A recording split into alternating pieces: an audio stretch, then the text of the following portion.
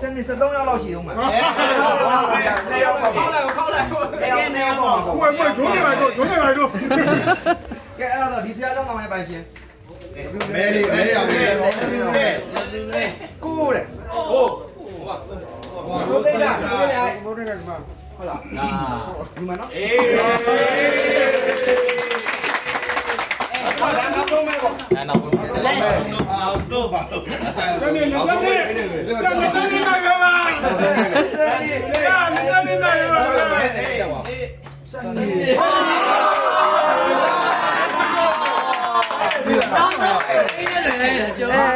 နောက်ကနေပဲပါလားစနေဟုတ်တယ်စနေ